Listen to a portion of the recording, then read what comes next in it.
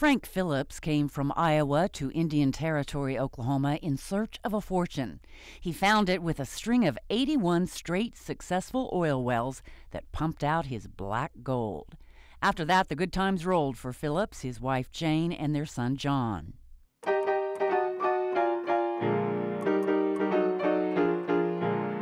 He completed construction on his Bartlesville mansion in 1909.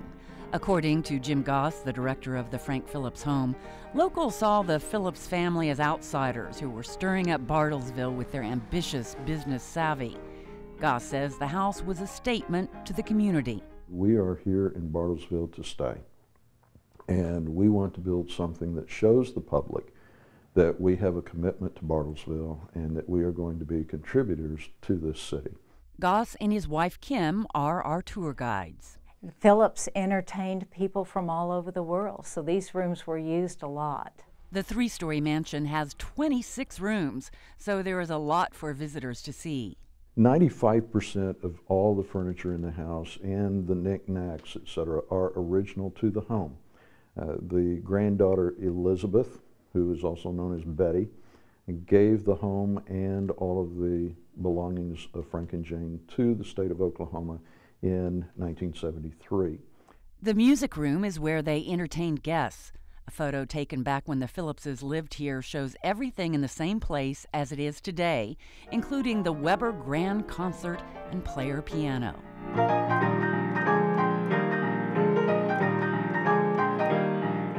The ornate ceiling plaster and the heavy crown molding are the umbrellas over the dark imported Philippine mahogany seen throughout the home. The original upholstery on furniture remains, as does the gold French damask on the padded walls. The chandelier is Waterford crystal, and so is the one in the adjoining dining room. Here, this table could seat 18 people. They were served on this fine china, handled by servants who were very timely on the delivery of each course. That's because under the table, Mrs. Phillips could tap on an electric button, which would summon the help. And it's interesting because people really did not know how they timed it so well. I imagine some famous people sat at this table. Very famous people from all over the world, literally.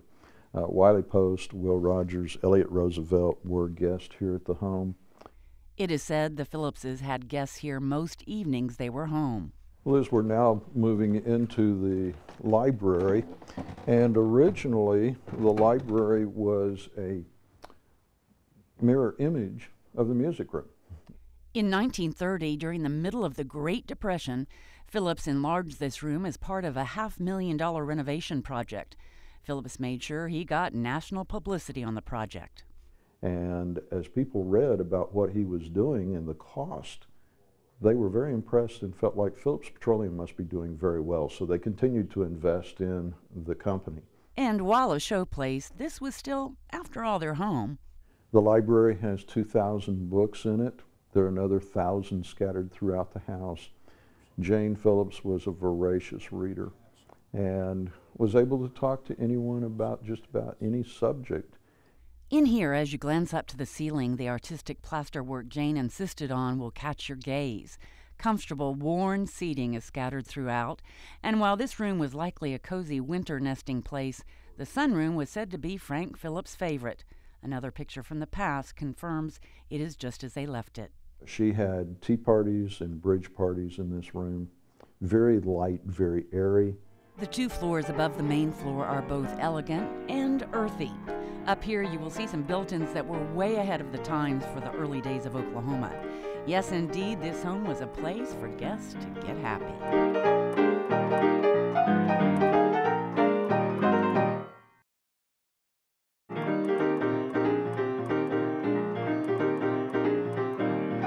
As the lyrics to the music say, Mr. and Mrs. Frank Phillips had a lot of reasons to get happy in 1909 when work was completed on their mansion. The home had all the modern conveniences and was lavishly furnished and decorated. Their only child, John, had claim to most of the third floor. In 1917, he married and moved out of the home, but two more children would come to live here. Sarah Jane and Mary Frances, both foster children from New York, came to live here when they were 3 and 5 years old. This was their room. In fact, it was added for them during a home expansion in 1917. Their matching beds had paintings of a magical castle, and the girls are said to have had a magical life here. Kim Goss is our tour guide. This actually was Mary Frank's side of the room, and her dolls are here. Mary Frank was quite a tomboy, so I can imagine she really enjoyed these little cowgirl outfits. The girls had the best toys and the best books. After they were grown, there was another addition to the home. By 1930, when they added the library downstairs, they were both ready to spread out a little bit. And so they divided the 2 bedrooms. Jane's bedroom is feminine in every way. Carved wood and plaster detail the walls and ceiling. The furniture is painted in a beautiful French floral design. The original bedding shows Jane even slept luxuriously. Jane's sheets were very beautiful. All of her sheets were handmade. And you can see that they are silk and lace.